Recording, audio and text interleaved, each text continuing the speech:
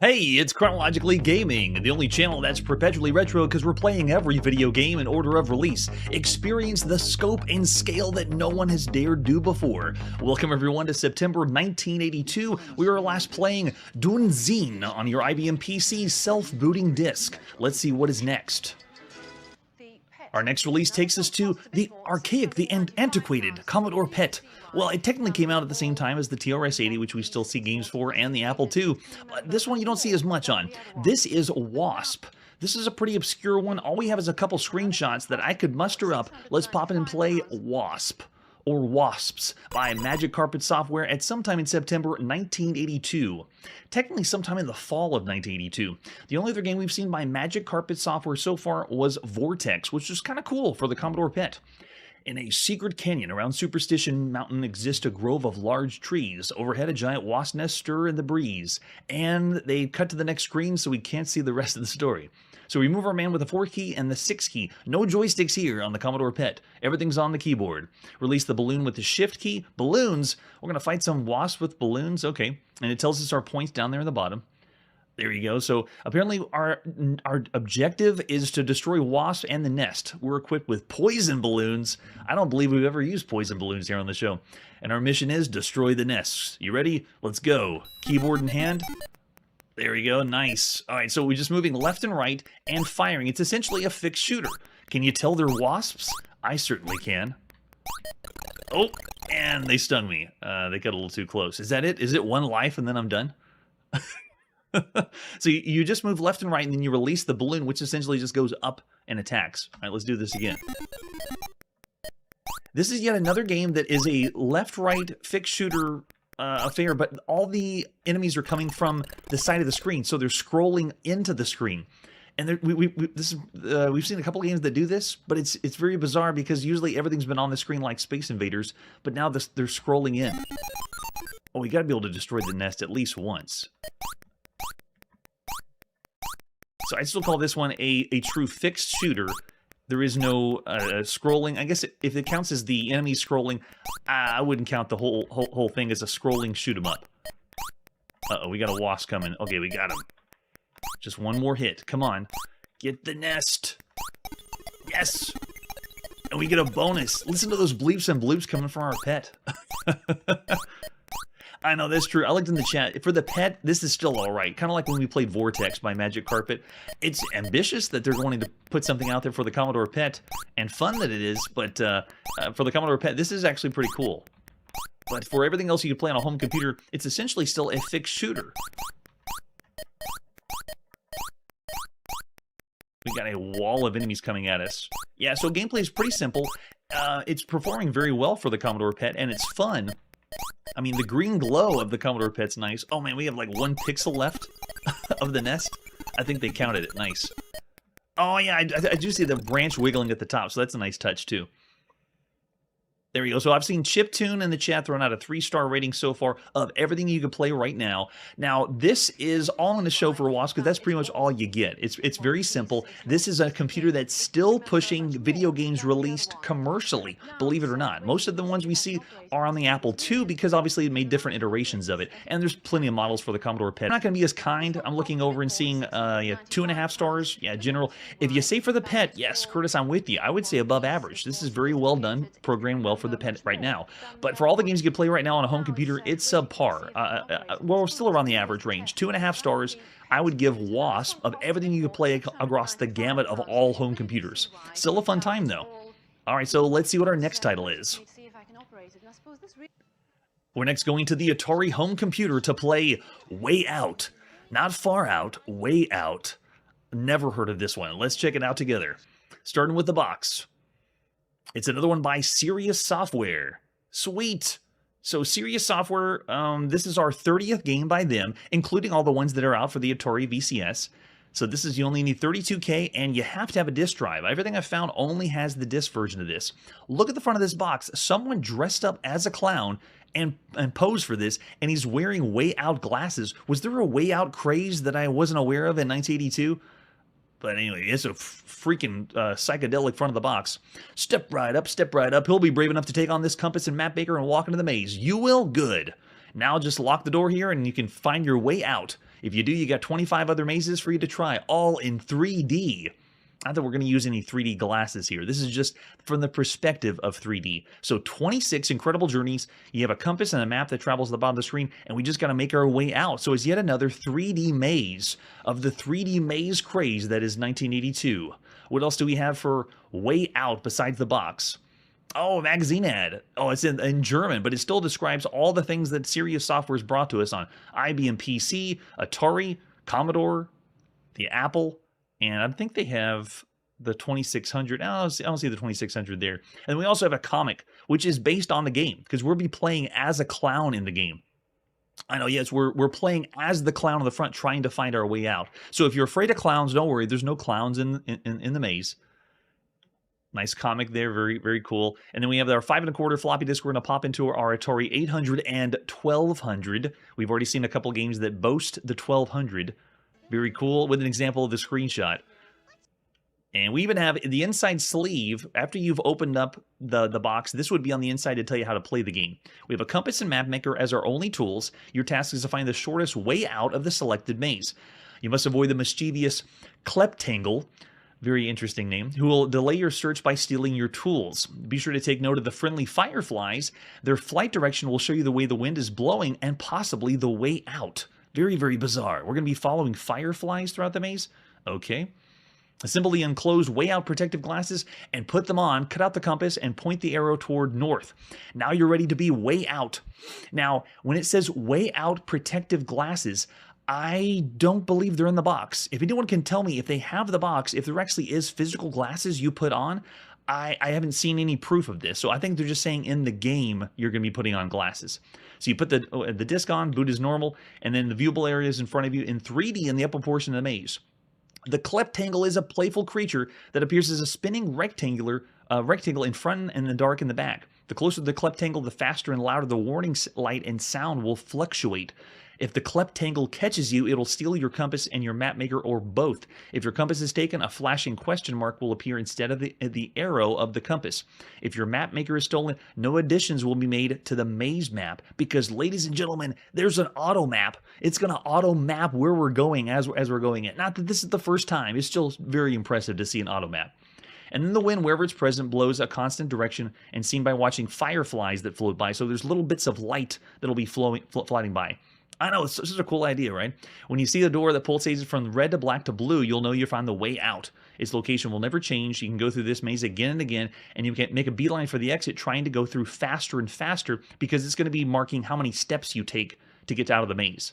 Send a new low score and you can put your initials in too. So there's the controls. If you're playing this on the Atari, which is the version we're going to play first, you have paddle, joystick, and keyboard. We're going to have our Atari VCS joystick in for sure. And then you also have convenience controls here. The start button on your Atari home computer, the option button, and then you can also save different locations. So saving anywhere using the different slots is pretty cool too. And then they also have boot arrows as well. Oh man, are you ready? So this one has an alternate version. Let's pop in and play Wayout. This is by Paul Allen Edelstein, his first game, published by Serious Software at sometime in September 1982. That's right, the Paul Allen Edelstein. I believe later he went on to make Mario Teaches Typing, among other games. That's the only one I can think of right now. But this is his very first one. Too cool. All right, so let's go in. It's going to ask us how we want to play. We got our joystick in. Joystick it is. And we want...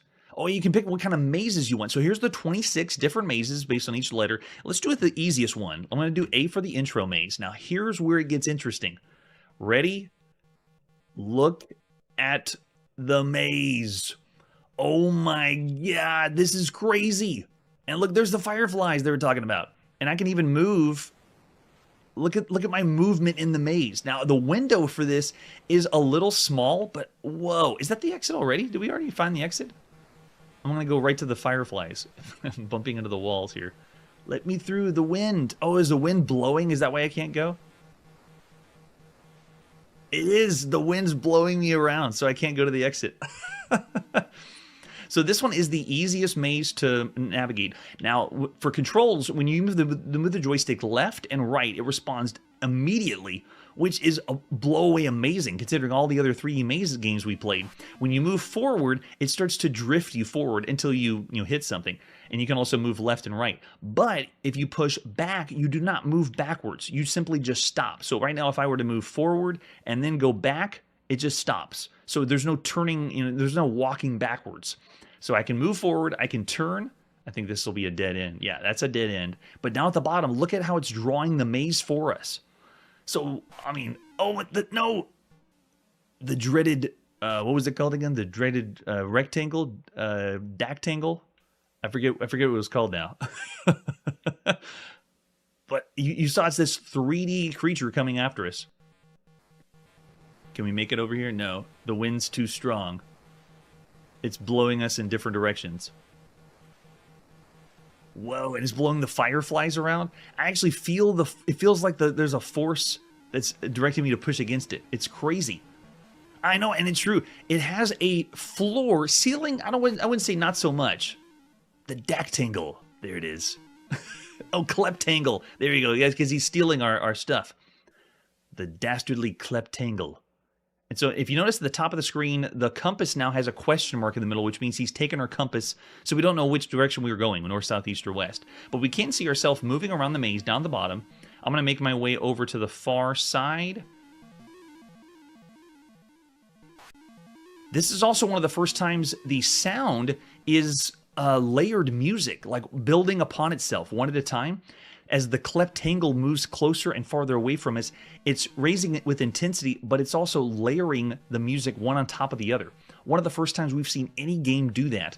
Layered music. Well, I should say layered arpeggios. It's not full-on music like scales and stuff that we're seeing. But the kleptangle also has stolen our map because if you notice down the bottom, our pixel on the auto map has nothing around it. Oh, this is the exit, right? Yes! So even without that, we pushed our way past the audio. We were able to make it to the other side. Oh yeah, the audio's turned very well way down because right here on the title, it goes really loud. It cranks up the volume way past anything we've seen so far. I know, yeah, the music's really, really small. As far as technical achievement, though, my goodness, look at the way they're representing the maze. Look how we're moving through the maze. It's blow away amazing. All right, so let's pick a different maze. Let's do downtown. Check it out. I obviously feel like I'm downtown. We got one little firefly there, moving left and right. You can see, look how wide open the space is. Incredible. This is going to be one of the first instances of raycasting used in any video game. I'd be very curious to know how they did the programming. I'm guessing it's raycasting, but I don't have a way to verify that. Yeah, look how open this is. Wow. Look at down the bottom. Look at the auto map drawing in everything that we have. And obviously you can crank the volume up to hear the kleptangle to see if it's getting closer or far away from you. But wow. I had to verify the date on this because I can't believe how good this is compared to the other 3D maze games we've seen. There we go. Oh, okay, I see Obsidian. Gotcha. Yeah, that's true. Oh, wait. I'm going to have to use that next time. Oh, wait, so he just stole our map. So notice the map's flashing, and it's not going to auto-draw the map for us. Let's go back and get it back. If I can not get smashed into the wall. Go back here, you. It's funny that we played maze games that had a kind of a horror or scary vibe to it because something's coming after you. But this one, we're purposely chasing the kleptangle to see if we can get him. Go get him. We want our map back. Oh, you smash into the wall. You have a little button there. All right, so let's go back in again. I'll turn the volume up to make it a little bit louder so you can hear the kleptangle coming after us. With hopefully not doing any... All right, there we go. So now let's raise this up just past the beginning. Yeah, and I'm looking in the chat. There's a lot of people referencing games later, and I felt the same way.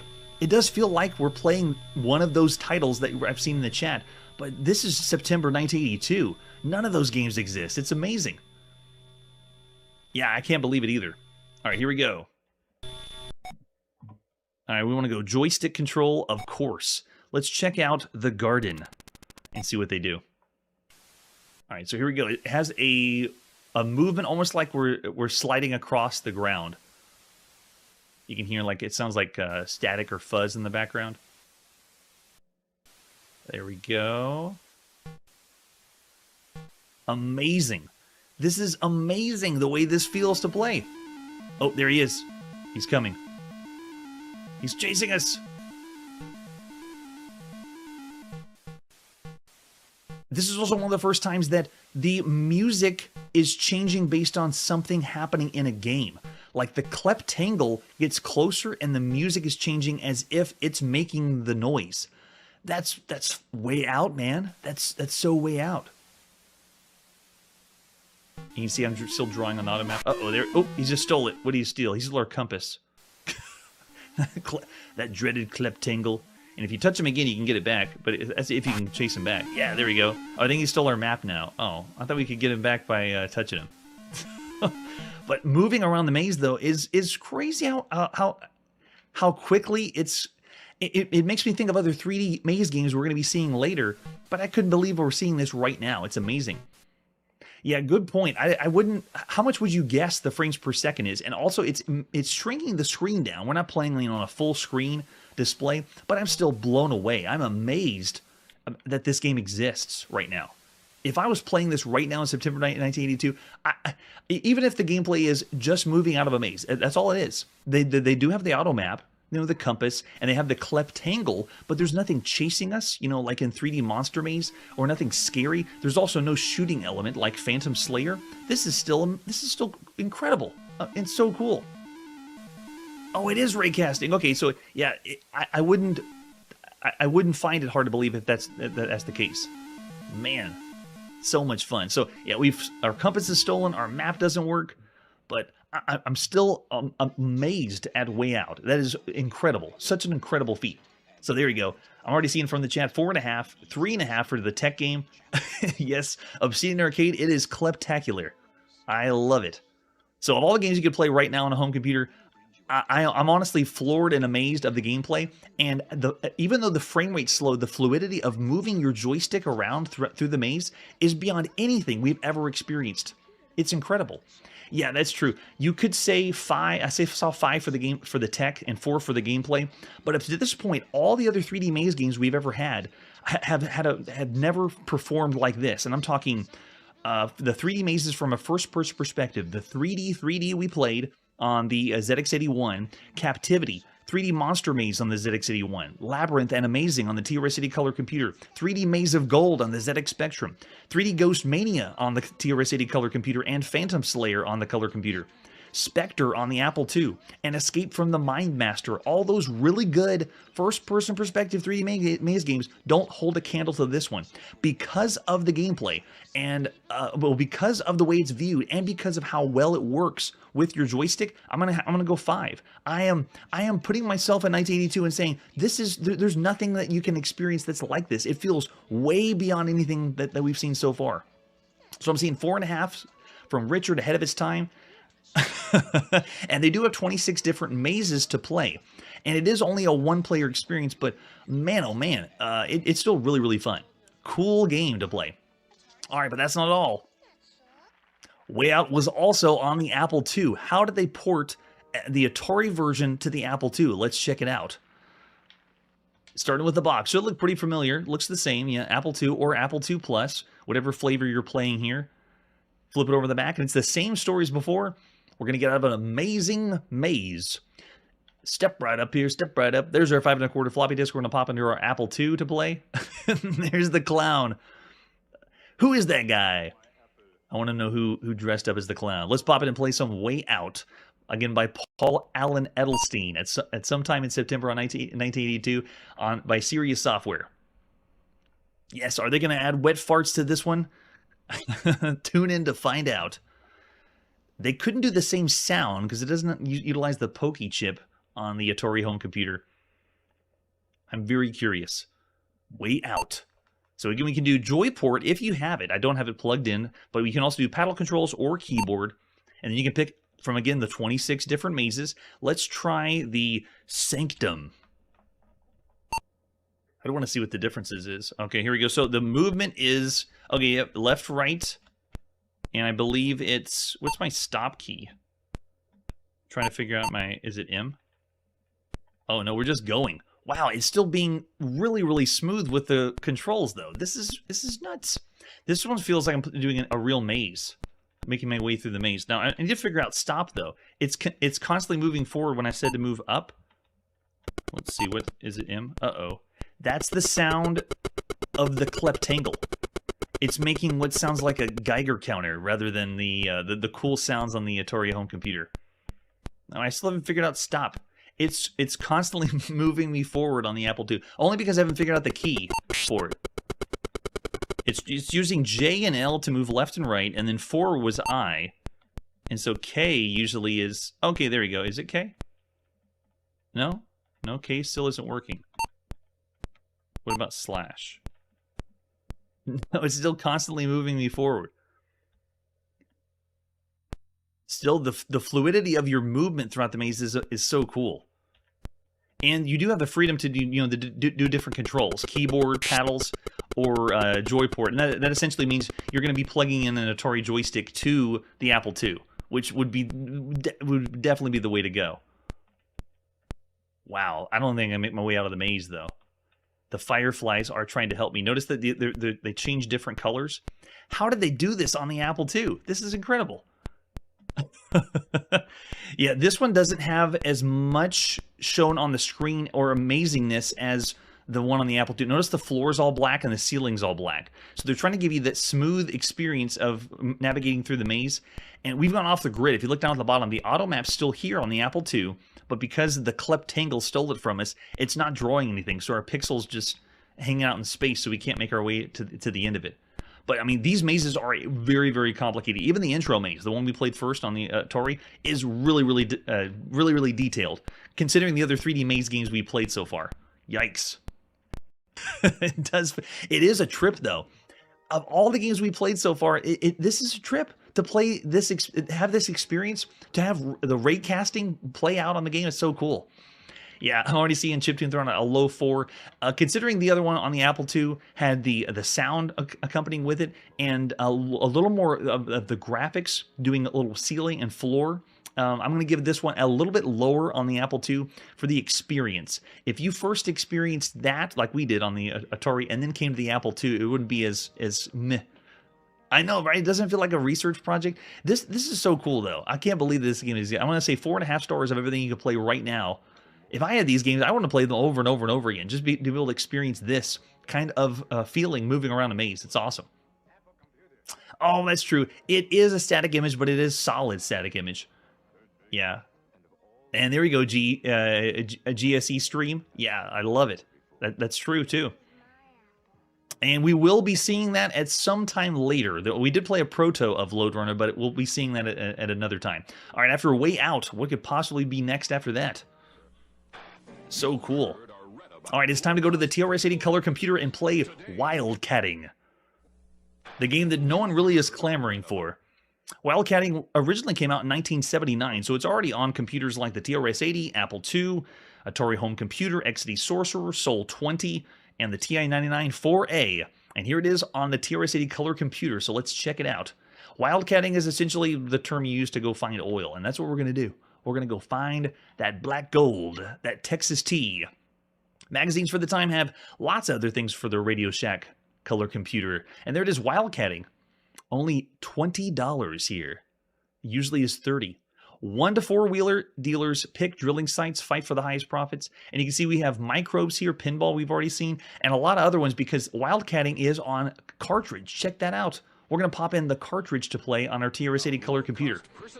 Yes, Neb6, we're going to see that, I believe, in 1983, with all the other text adventure games we play. Let's see, here's the manual for Wildcatting. How do we dig for that gold, that oil? So here's our loading instructions, and there it is, the joystick. We're going to use the controller for this, and that's what another thing that's really cool. It has a point and select feature. You can use the joystick to point and select things. Very, very nice. Yes. And there it is on our Coco, I believe that's 2 for this one that they're showing.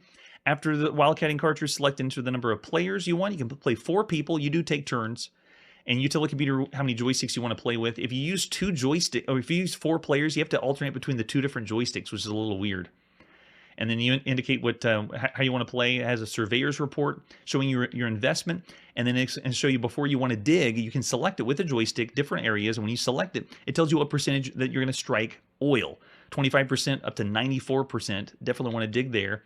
And then after you dig, you drill a well, you move the cursor, and you use your joystick to dig down in the ground. And if you strike it rich, then you make some money. And it's essentially a who can pick the right places and then determine where your oil is going to be to get the most money. And if there's a bad chance that you'll get a dry hole containing no oil whatsoever. And then they break everything down with a color code. Wells have been chosen or marked on the map using colors included on the color bar, and they'll show you the scale. White markers shown on the right side represents a 25% chance of probably holding oil, and then far on the right side is pink, which indicates a 94% probability of striking oil.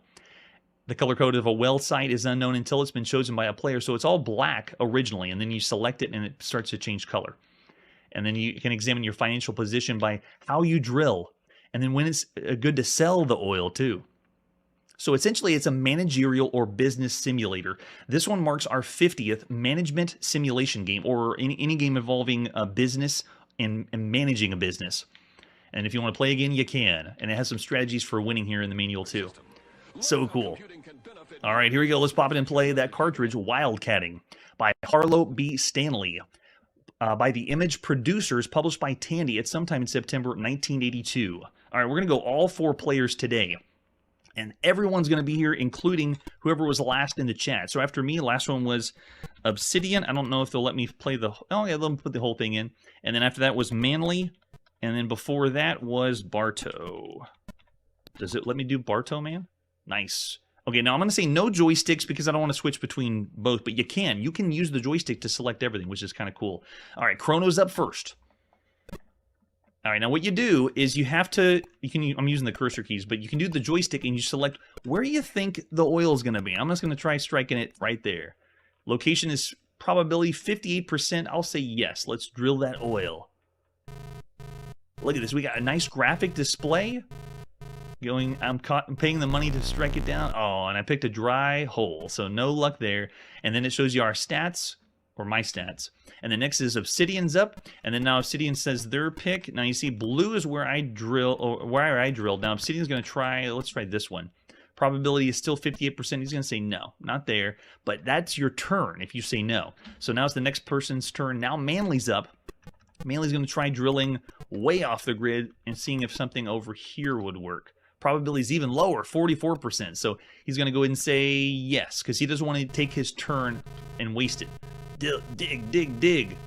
Spinning the money, and it was dry too. So no luck there. Lots of randomness when you play the game. It gives you your stats of how much he spent, and it shows how much we're in the hole. I'm down $2,000 right now. So Bartowman's up. He's got to try something different. Notice that it's got even drier, the color coding. So let's go ahead and try something different and go. Bartowman will try way down over here. You got still 58% only. Let's go ahead and say yes. Drill it down. And all you're doing is pushing the button on your joystick or spacebar if you're playing on the keyboard. Oh! Bartowman struck it rich. And got that gold. That black gold. Texas tea. There you go. Nice. How much did you make? Income $1,660. Oh, you can see how much it cost, the taxes and income. So he's still in the whole 800, I believe. Yeah. No, not too bad. He's down 664. All right, so now Chrono's up. If that was a blue chance, then let's try this one. 76% probability. Okay, Chrono's going for this one. Digging down. Oh, nice. Struck it even before going to the very bottom. So it didn't have to pay as much. Nice. That's right. Gonna move to Beverly Hills. Like Jed Clampett. Nice. So there you go. That's how you play Wildcatting. A little randomness, but a slight strategy, but a really, really fun way to play a management or simulation game without going into too much detail. So really cool. Of all the games you can be playing right now on a home computer, obviously it's been done before since 1979. Yeah, it's time for swimming pools and movie stars. If you had a group of people that wanted to play something like a management sim, this one's simple. It works very well for the time. There's other ones that are out there that are more complicated. Like I said before, this is our 50th one we've played. One of the very first ones was Lemonade Stand, and then before that was like Toccata and Formaggio. I can't remember. It was Italian or something like that. All right, so I'm looking at the chat. I'm seeing around averages for all the games you could play right now. I'm thinking around 3 stars, still around average for the game so far, because it's still a fairly simple concept. It does it well, though. So I'm going to say 3 stars. Pretty average for all the titles so far on the home computer. Fun for a management business sim, if you don't want to play Lemonade Stand or something where you're making decisions. And it does have graphics, which is a nice touch. I like it. That's right. Alright, it's time to put the video game playing on pause and play another day. I believe we are 2 episodes away from nearing the end of September 1982, so let me know if there's any games we missed or something we need to see before we start heading into October. Be sure to check out Chronologically Gaming next time, where we're going to Japan to clean up in the arcade and play another quirky arcade game. That's it for today, and like I always say, how smooth the game runs really doesn't matter as long as you're having fun. Hey everybody, thanks for checking out the channel and joining me on my quest to play every single video game in order of release. We'll be streaming live every weekday at 9 p.m. Central, so join us and let us know if we missed any games along the way. This video would not be possible without Launchbox, RetroArch, and MAME. Tell all your friends there's some crazy guy named Chronologically Gaming trying to play every single video game. We have links down below that'll send you to places like our Discord and Patreon, and one that says all the video games we've ever played. If you go there, it's a list of everything, and you can click right to the game you want to see. Chronologically Gaming is the name to look for. We are Perpetually Retro, and we will catch you next time.